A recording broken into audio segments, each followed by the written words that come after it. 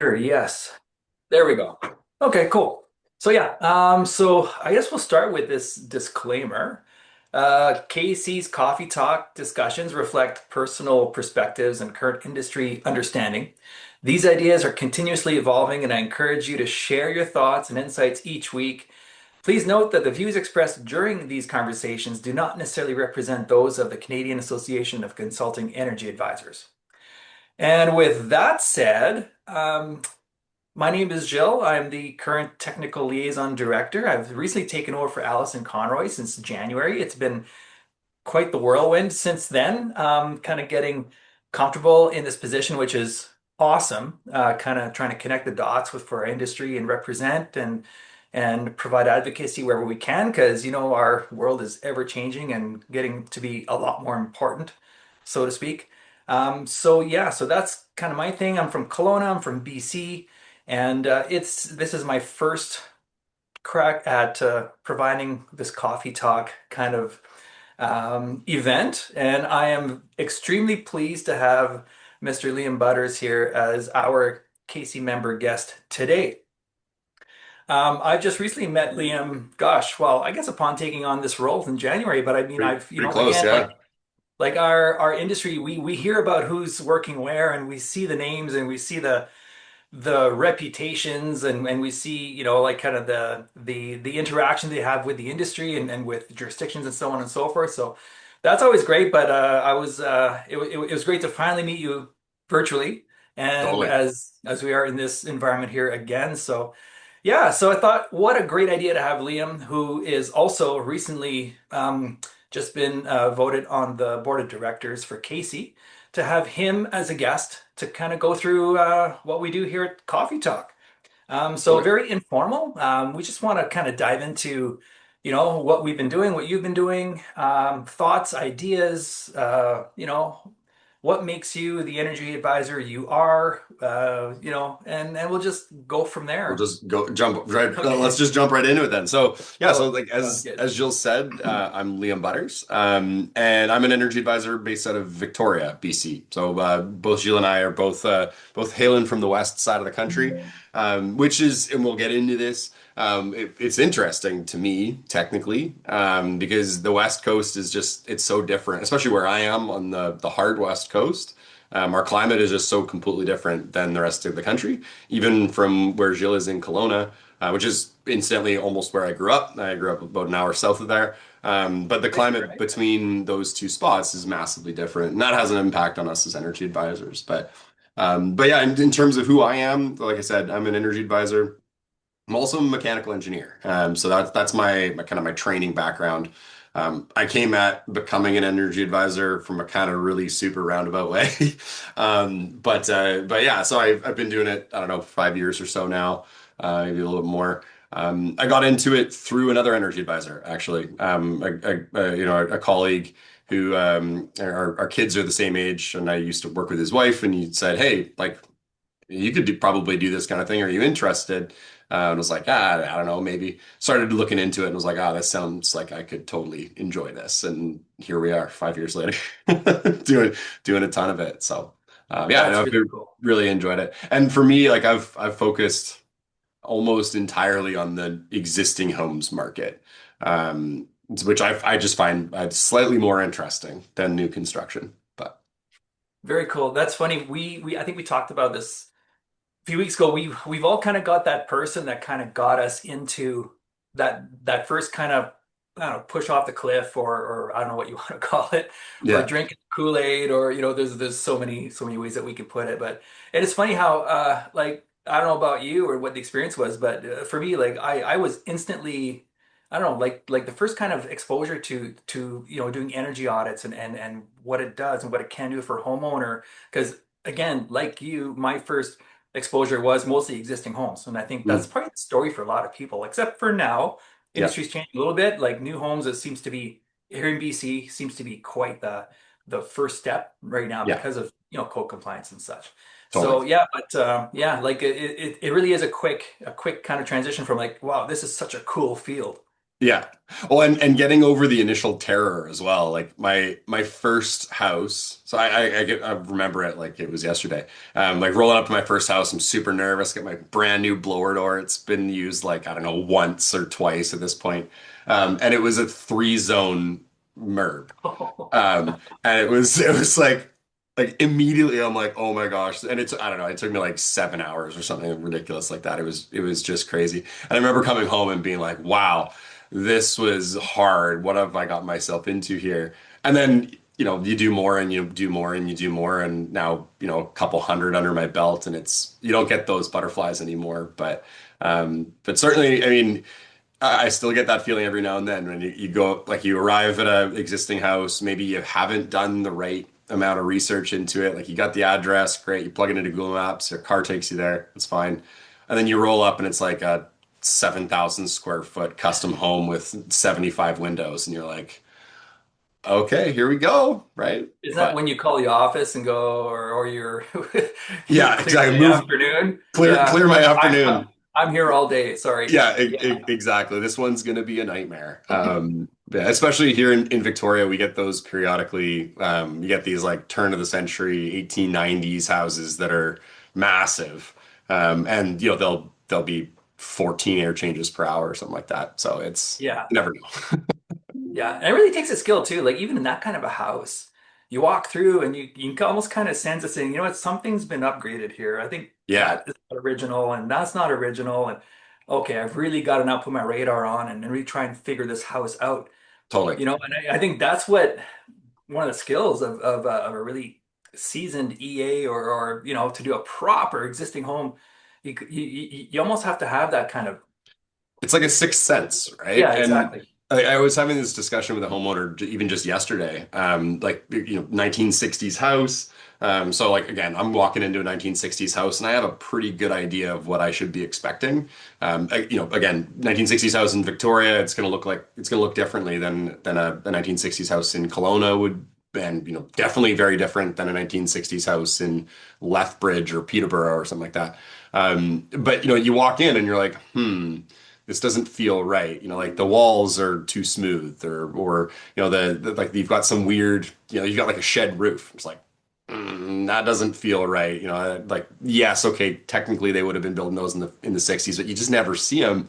And then you start, exactly as you say, Jill, you start going through and you're like, this doesn't add up, this doesn't add up, this doesn't add up. And then you start talking to the homeowner and they're like, oh yeah, this house has been added to 5 times, I right? know. Like Yeah. it started as a one-bedroom fishing cottage and now it's like 3,000 square feet. And you're like, okay, now this makes sense. And to your point, Jill, like that's where I guess the value of an experienced EA comes in because you've got I don't know, maybe take it to an even further extreme. You've got like the 20s renovation, the 40s renovation, the 60s renovation, the 80s renovation, and the 2000s renovation.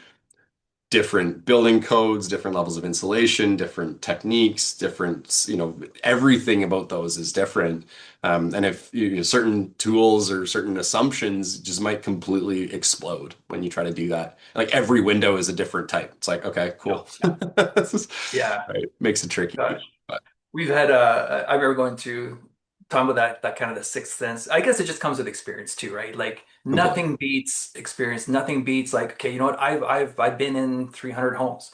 Nothing Yeah. beats that. And I mean, you can't get around that. It's like with No. anything else. Any sport, any hobby you have, I just find that experience. So I think, Yeah. even as an EA, even reading every book you can get your hands on about mechanicals and wall systems, like during that initial phase was Yeah. for me it was very helpful. Like you just get really into it.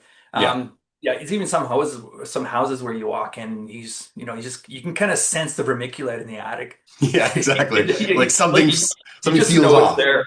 Yeah, Yeah. I know. Just from the smell or from the vintage of the house or what have you. Yeah. But I Oh mean, man. it's absolutely, especially existing home evaluations, but even I would say also with new construction, the more you know and the more you understand, the more you read and the more different perspectives you can have, the more powerful you're going to end up being, or the more capable you're going to be end up being. So, when if you're reading like whatever it is, what's the the Green Building Advisor, GBA, online. And it's like there's just loads of great resources there. And you're like, I'm never going to be having a conversation with a homeowner about like where the economic balance point is for sub-slab insulation. And then you turn around and you've got a builder asking you how much insulation you should put sub-slab and where does the economic argument or like what does the economic argument look like? So it's one of those things that you can't really know enough, right? It's just this constant journey of learning. And for me, that's like straight up my wheelhouse. That's what I love doing. I love just continuing to go into the weeds and anybody who's kind of taken training with me or been on presentations like you'll know that pretty quick of me but where it's just I go down rabbit holes so fast and that's literally my day to day as well of just like hey what about this like weird climate modeling thing like let's do it, let's write some Python code and let's figure this out. So that's yeah, I'm tortured by that for sure. I think that's one of the characteristics, though, of a really, we were trying to figure out what are the kind of the personal characteristics of a long-standing energy advisor, call them an energy consultant or building performance consultant. I think Mhm. those terms are, I believe truly personally that those terms are starting to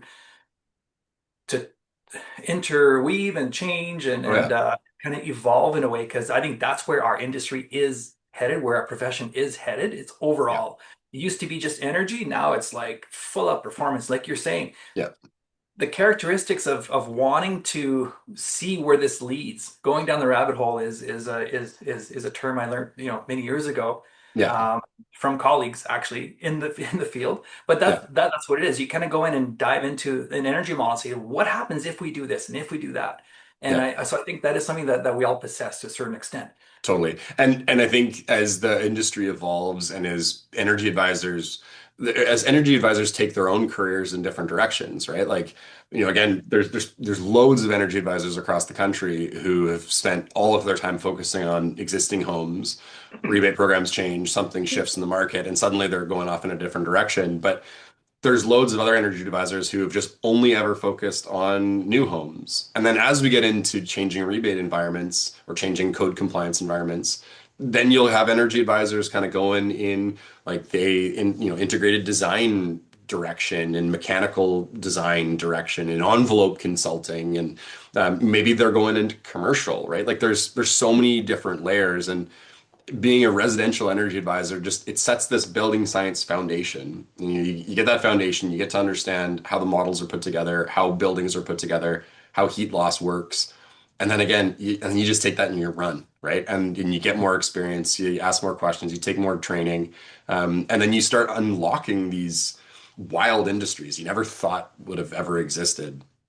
Like the example would be like so again I come at this maybe from a slightly different direction than a lot of folks but in an engineering context like I was on a call with a contractor recently. We're talking about putting 30 tons of heating and cooling into a building. So like in a residential context like that's crazy, that's an insane amount of heating and cooling.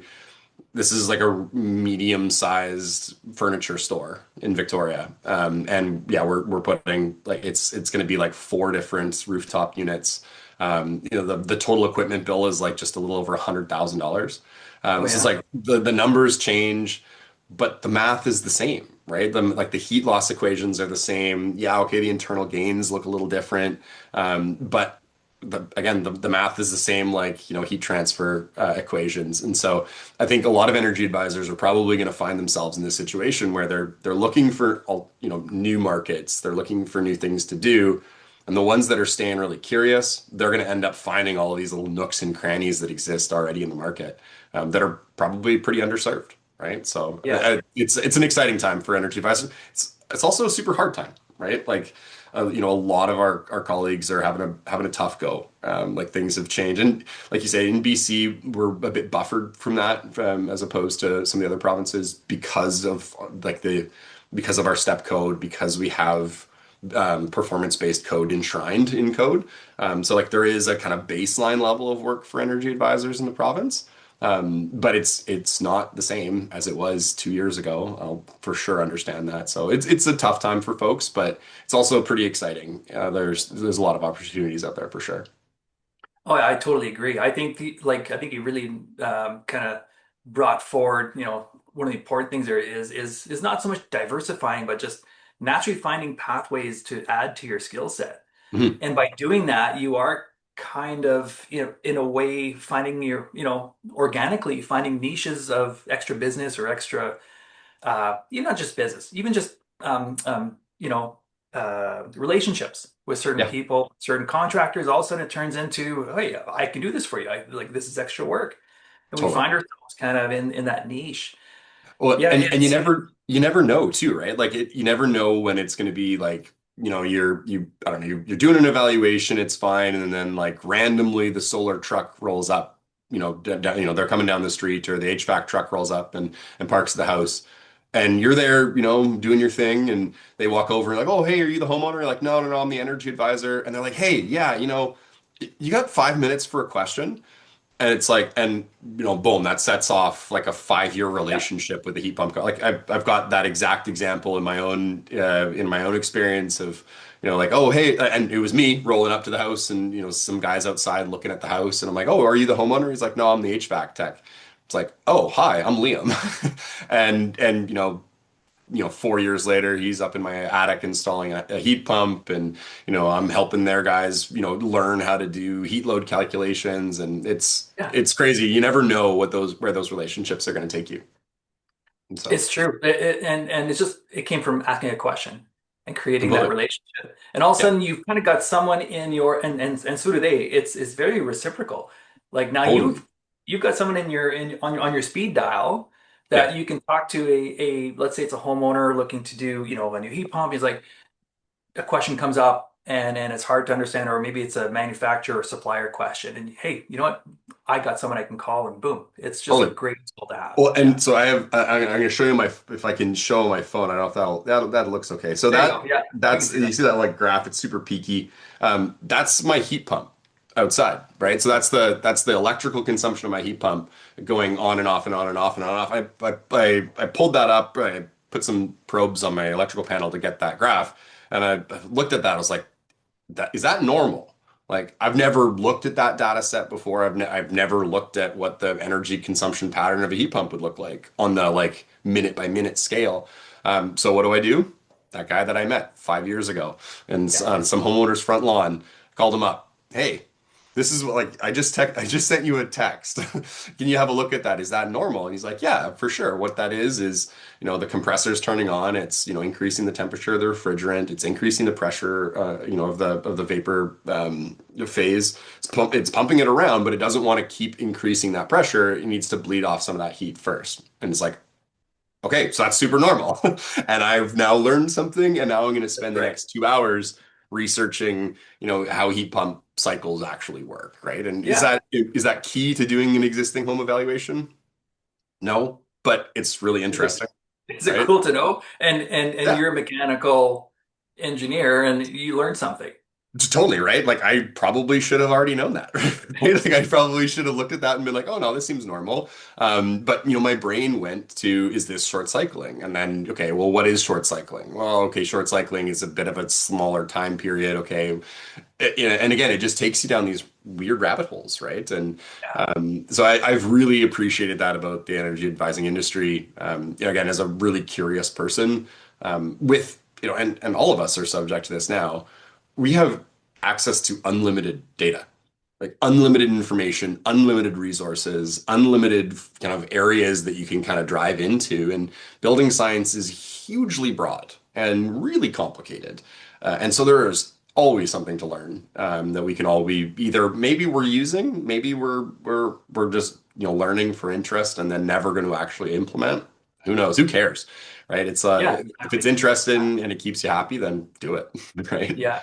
Yeah, it just kind of goes into that memory bank and boom, it's there. Yeah. Yeah, exactly. Learning, absolutely. And that's another thing too that I have found over the past, I don't know, I've been at this for 20 years, not so much in BC, but also in Manitoba. And just in the last, I'd say 10 years or even 15, yeah, maybe 10, um, there's a lot of initiatives happening here in British Columbia, especially. Yes. There's a lot of greenhouse gas emissions. There's a lot of climate actions. There's a lot of groups out there. From Zeke to UCL to like there's so much out there, and they have all these newsletters, and they talk about so many things. Like it is a lot of information, but it is Totally. all out there. So Oh, there's a lot and of groups out yeah. there that are actually providing this extra topics, information, things. Anyways, yeah, there's no shortage of that. That's for sure. No, and like for me, I had I was invited to speak to a group of homeowners just this past weekend, or another energy advisor here in Vancouver Island. And he's like, "Hey, can you just spend like 5 minutes talking about this one program that you're affiliated with?" It's like, "Yeah, absolutely."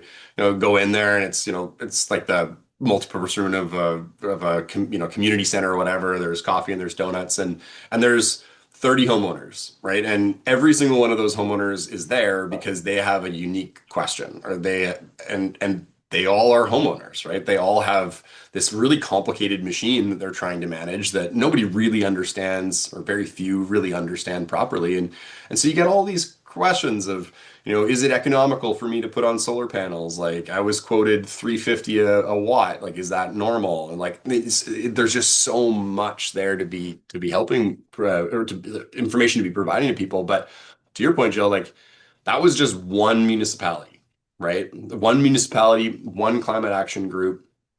And as far as I can tell, every municipality has that climate action group, Gotcha. and they're hosting community events, and they want speakers, and they want people to be able to provide information to people, to homeowners and constituents. And they want it. They're out there. They're beating the drum. They're trying to get those people to come and speak. It's great opportunities, right? And something like this conversation that I was having over the weekend, is it going to get me any business? I have no idea, right? Does it matter? No. I had a cup of coffee, a couple of donuts, talked to some people. I came home like with this crazy charge of being like, I just had a lot of fun. I talked to some people about some stuff I'm really passionate about. And cool, that's worth it. If it makes money, great. But at the end of the day, and I'm sure it will, like those things always end up kind of Oh forking yeah. out to something crazy, and then they turn into something you never could have imagined, right? Yeah. Well, I think putting yourself in front of people like that and speaking to what you're passionate about and what you know about with the experience that we've had that we've just been talking about gaining, Hmm. it does set you up as being the expert in the field and a trusted expert in the field. Totally. So if it's in front of 30 homeowners, if it's in front of 30 builders or 300 people at anything, any kind Yeah. of you know, educational seminar, it all helps. It all helps, absolutely. And that Yeah. relationship building, right? So you mentioned homeowners, and that's what I'm kind of curious. Like you're saying that you're mostly, involved with existing homes. So that relationship with the homeowner, what's been your, I mean, I'm sure that trust comes pretty quickly as soon as Mhm. you walk through the door and they know that you're there to help them and not just perhaps do, kind of go through the motions and do an evaluation and Yeah. here's your report and I gotta go kind of thing. Mhm. Yeah. Um, how has that helped you, kind of evolve as a better EA or have that better relationship with homeowners? And has that helped you further your personal journey, your career as well? Oh, absolutely. Like without a shadow of a doubt. So for me, yeah, my evaluation process maybe is a little bit different than a lot of folks. Like I, I don't really, I usually set myself up with like 4 hours, 4 hours from the start of one evaluation to the start of the next one. If I'm doing e-files, it's a little bit different because they're often a lot quicker. But for a D file, I usually set up 4 hours in my calendar. And is it actually going to take me 4 hours for the evaluation? Almost certainly not, right? Unless it's again one of these weird monster houses. But that gives me the flexibility to sit down at the kitchen table and talk, right? And it may be that they are like, "Look, Liam, you're in my house. I don't really want you here. Do your thing and get out." Right? And it's like, okay, Yeah, cool, that's fine, right? yeah, And fine I'm enough. okay with that. But in other cases, the homeowner's like, "Hey, I've had these questions for literally years. You seem like the person who might be able to answer them. Can we have a conversation?" It's like, absolutely. Let's walk around your house and let's just go down these rabbit holes. Like, let's look at your dishwasher. Let's look at your washing machine or your Yeah, dryer. Like, let's look at your attic hatch. Oh, you've never been in your attic before? Well, when I go up there, I'm going to take a bunch of pictures and then we're going to go through them on my phone together. And I'm going to explain to you that you've got this weird layering of like mineral wool bat or mineral fiber bats from the 60s and then like some strange exchange some sort of cellulose and then like a whole bunch of blown in, and that tells us a story. And then That's we're going right. to talk about how I don't know, cellulose insulation is good for sound damping or something like that. But building that relationship with the homeowner, that's almost certainly going to get you the referral, right? That's going to, now they're going to be talking to their brother-in-law and maybe you're going to go to their house for an evaluation. Or maybe that homeowner is like the project manager for some major provincial program, right? And they're like, hey, we don't have anybody for me to, personally, because I'm a pretty technical person. They're like, yeah, we don't actually have anybody who can speak to these technical subjects. Like, can you do that? It's like, yes, I can. Right. And then again, it just forks into something. So for me, the most important part of being an energy advisor is that advisory piece. Right? Like we're not just there to, you know, make the sausages, like turn the crank and output the reports. Like certainly that is one of the functions that we do. That is something that we do. But the best value that we can provide to people is that individualized, specific, like, very, very detailed, personal type of advice that is unique to them, unique to their circumstances, unique to their home. And you're only really ever going to get that by talking to people. So again, I'll bring it back to an example from yesterday. Speaking to a homeowner, two of her children have got asthma, and so having high levels of air filtration in the house is really important. High levels of indoor air quality are really important. We're in like a weird sort of there's a bunch of restrictions on the property in terms of what you can build and what you can't. And so let's start talking. And oh, we want to put a HEPA filter on this on our heat pump. Well, maybe you might not want to do this for X, Y, and Z reasons. Maybe we want to actually like measure the air quality in these special rooms. How do you measure air quality? Oh, okay, like let's talk about that, right? Like let's talk Mhm. about these, random. I've got one I think right here. Yeah, these like random little things like, okay, that can measure indoor air quality, can measure for radon. Oh, actually, I had this question about radon. It's like, cool. And Yeah. you're down this rabbit hole. You're there for 3 hours, but you leave, and this person has felt as though you've answered all of your questions, right? And they're charged because they know that they've got this service. They're seeing value in it. And you're leaving having actually helped somebody, right? And you're going to send that invoice through later on and you're going to feel good about not only did you help them access a rebate program or something, but you genuinely helped them, right? Like you may have improved the quality of their life. You may have improved the quality of their family's life for the next 20 years. Like it can be a big deal helping people manage their homes. That was one of the things early on, one of my first, probably like my fourth or fifth evaluation. It was from an elderly woman, and she couldn't afford to heat her house. It was electrically heated, and she was like, "No, I just keep it at like 16, and I'm just cold all the time until the spring, and then it warms up, and it's fine." I was like, "Okay, like we don't have to live like that." And we ended up getting her a heat pump this is back in the Greener Homes days, and Yeah. her heat pump ended up being basically free. You go back to do the e-file, and she's like, I can't even believe it. Like I've been living in a freezing cold house for the last 20 years and now I'm comfortable. Like, thank you. It's like, oh man, and I'm just like, I'm such a softie. I'm like in tears going back to the truck and Well, yeah. I'm tearing up right now even just thinking about it. But it's Well, we can you make don't a big want to see difference. people. You don't want to see people living that way. Yeah, and then No, and that's just they don't wanting have to to, right? help. Yeah, Yeah, yeah. and so I don't know. For me, that relationship piece has always been so important. And yeah, okay, you spend some extra time doing it. Is that compensated time? In my opinion, absolutely, 100%. You're going to Absolutely. make your money back on that every single time. It's not going to be clear, right? Like it's not like a straight line path about how you're making that money back, but you're going to. I'm quite sure of that. So No, I think helping with, and I'm sure we all do this to a certain extent. We do spend free hours yeah. without even thinking about, extra hours without, saying, well, I got to charge $125 an hour for this because I just spent, half Mhm. an hour doing this. Like if it's for a good cause, for helping someone out who's in that kind of situation, it's like, I don't know, there's there's good karma out there. There's good feelings, there's Totally. good, it makes you feel good. I mean, like why not? Yeah. Absolutely. You did touch on something else too, like that education piece, the homeowners, how often do you come across a homeowner who knows exactly how a house works? Like it's Mhm. got to be the most, like you said, you said it right from the beginning. It's a complicated machine. And Hmm. yes, I don't care if it's built in 1930s or 40s or 80s, or it's a complicated machine, and it still Hmm. is now, on the more the on the mechanical side, it can get a lot more complicated.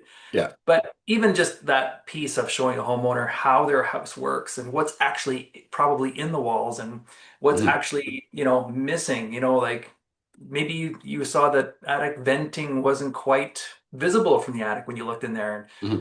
that's been blocked off, like just those little things, like Hmm. just to show a homeowner, it just goes so far, so Oh yeah. far. And every now and then you'll get one of those great ones where the homeowner like knows tons of stuff about their home and they're really switched on, and you're again maybe you're only there to like turn the crank and get the report out. And then exactly as you say, you're up in the attic and you notice that the dryer vent that's routed, the uninsulated dryer vent that's routed through the attic Yeah. into a roof vent is let go, and there's mold everywhere, right? And there you are. Surface organic growth. Yeah, exactly, right. And you take a picture of it and you're like, hey, I need to let you know this, but like this vent has fallen down. Like you need to get somebody in here to look at that. And they're like, oh my God, like we just had the roofers out. That would have been them. We gotta get them back. And it's like, cool. Like maybe that is just a little tiny thing, but that actually prevented a huge problem from just spiraling out Exactly. of control. So, and some of the most rewarding evaluations that I've ever done, and some of the most kind of the valued clients, let's say, that I've ever had, have been people with either super complicated houses where they've had to have a really good fundamental understanding of mechanical systems and things, or like passive house owners. Passive house owners tend to be like they care, right? And they know all of these things. Like they have read the forums, they've read the books, like they know what's going on. And those evaluations, even if all you're doing is like letting them show you like how they did the air, the air barrier, the thermal bridging mitigation for some weird feature, because they're so passionate about it and you can appreciate what that is and they love it and you love it and it's great.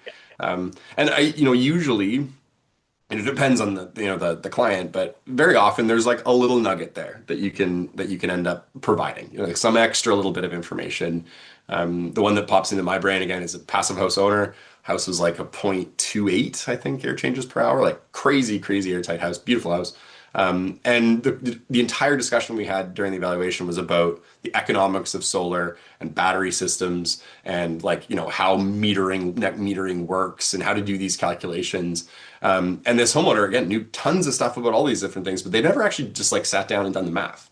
And so that's exactly what we did. We just sat down in the living room and like pulled up a spreadsheet that I'd had from years ago and like, oh, well, here's some of the things that we would want to actually factor in. And then he's like, great, that's awesome. I'm gonna go and build that Excel spreadsheet. He emails it to me like 2 nights later at 1 o'clock in the morning.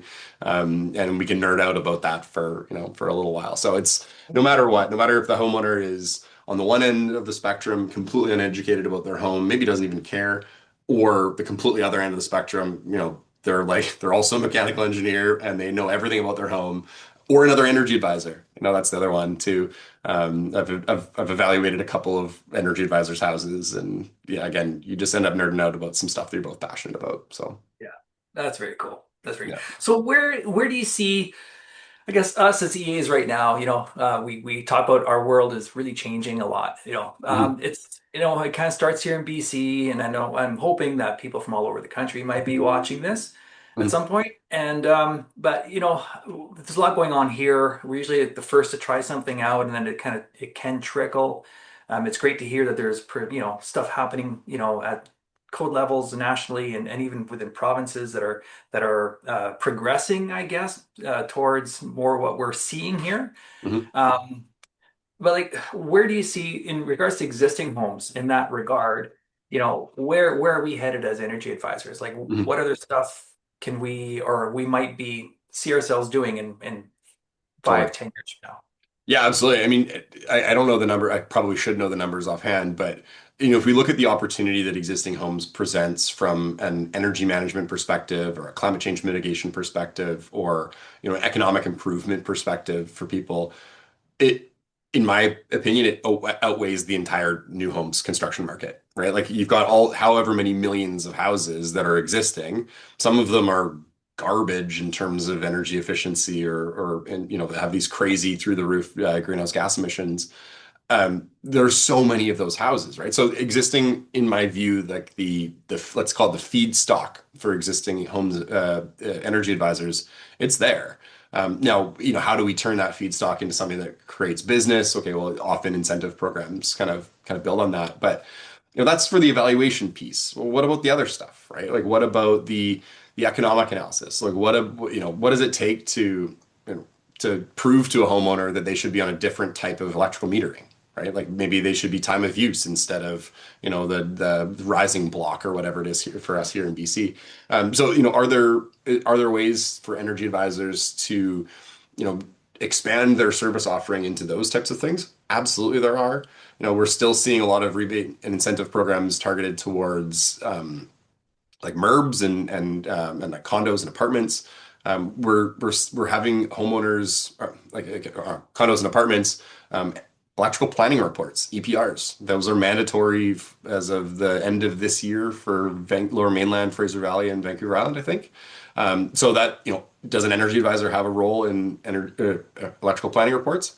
Absolutely, because that's, we should be looking at the heat load for all of those units so we can size mechanical equipment so we can determine how much electrical consumption we're going to have, right? So those EPRs, that's a new thing. Like that hasn't even really, people haven't started panicking about that yet, although many of those stratas probably should be. Energy advisors, they absolutely could be in that world. They could absolutely be tapping that market. Duct flow testing is something that we've through CACEA we've been talking a lot about over the years. That is absolutely a service that would be like B2B, business to business. Maybe that's something where you get called in by the heat pump contractor. Hey, these ducts look terrible. I want to put a 4-ton unit into this house, but there's no way I can push 1600 CFM through these ducts. Like, how bad are they? Okay, well, let's measure it, right? Maybe they're actually not as bad as we think, right? Or maybe they're way worse. And you need to now sell to or have the conversation with the homeowner that you need to charge them a couple extra $1,000 to rework these ducts. The homeowner is looking at the heat pump contractor saying, like, no, this is just an uplift. Like, I don't know, you're just trying to hit me for some more money. And now suddenly you can have this impartial person come in and say, look, here's these numbers. These numbers tell us a story.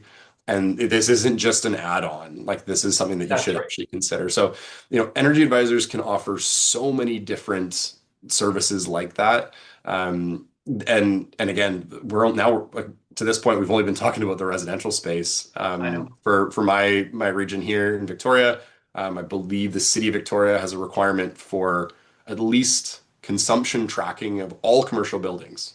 It's a requirement now. And so those are all Wow. going to go into portfolio manager and they're going to start tracking emissions.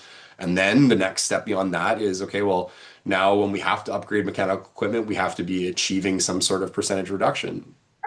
So that's going to need some modeling, right? Like, Yeah. and that's not currently the scope of a typical energy advisor, but that's totally within the wheelhouse of an energy advisor. They might just need a little bit more training, the right type of mentorship, the right type of oversight, maybe the right type of industry contacts.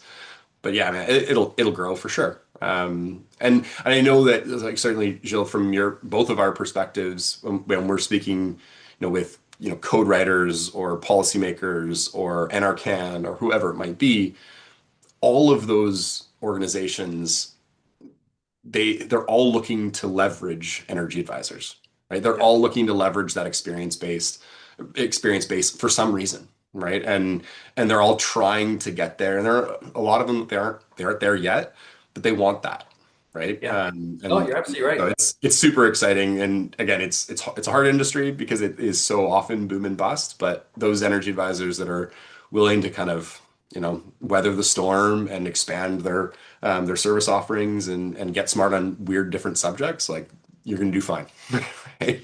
No, it's really cool. We are really, and I mean we as our industry as EAs and I'll yes, shameless plug. Casey members are even more in a position because of the environment that we kind of surround ourselves in.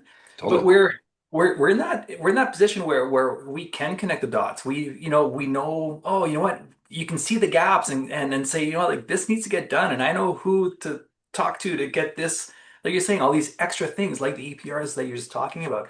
But there's a certain kind of cool factor and a certain authority kind of weight to it, being that third party. I like Yeah, that. Like you are a third party. Like you're not here to sell something, upsell something to a heat pump. You're not. These are the facts, it's and we're pure. here to help.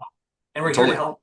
Yeah, Yeah. exactly. And like, and you can always fall back on that. Like, look, I'm not here. I haven't got a political narrative that I'm trying to spin. I'm not trying to sell you something. I'm not trying to convince you to do something either way or the other. I'm here to advise, right? I'm here to provide you advice. I'm your advisor. I work for you, and the things that I'm going to recommend to you, I'm recommending to you because they are in your best interest. Like you say, there is like a purity to that that is it's really cool, right? Again, it's a feel good thing too.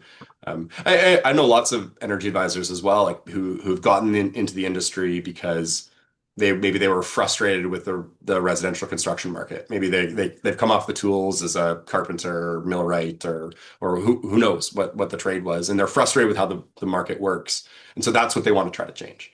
Right? They want to try to change that industry from inside, and they're gonna be an energy use energy advising as a way to affect that change.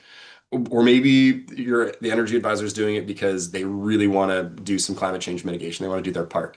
Like there's so many different reasons that people are in this industry, and for each of those people, there's a corresponding lane that you can get into.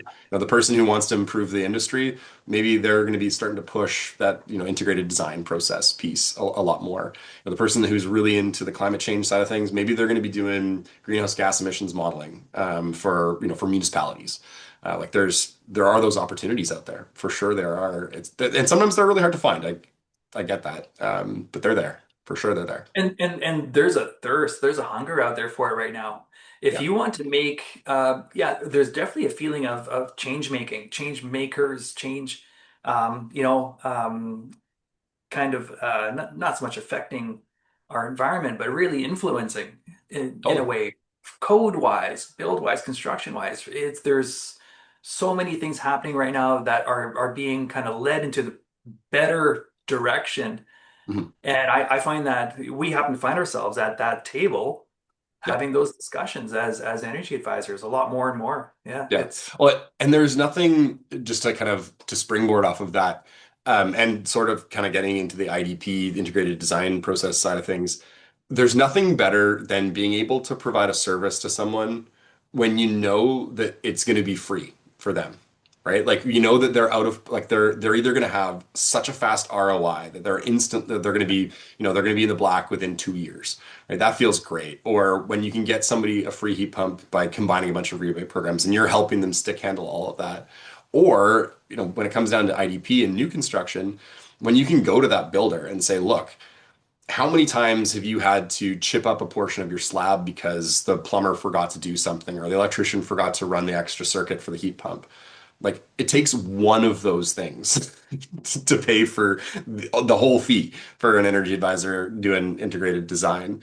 Like so to sell that, it's hard until that first time that you demonstrate that and you demonstrate that value, and suddenly they're like, wow, you actually are here to help. You are actually going to save me a bunch of money, and that's really cool. And now suddenly you've got this value in it. Again, that feels good, but it's also yeah, just it helps with efficiency and productivity, right? It helps us build houses faster and better. that's very And yeah, cool. we can totally be doing that. So That's very it's cool. Well, exciting. yeah, and I think I'd like to keep things exciting, but our time is Is we're up already. There you go. not well, it's kind of up. I mean, we don't really have a time, but No, we were totally. trying to line this up for about half an hour. But yeah, I think Yeah.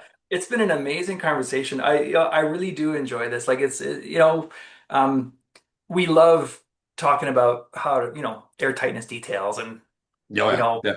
what we do to help builders get to air tightness or choosing that right, kind of building principle best practice.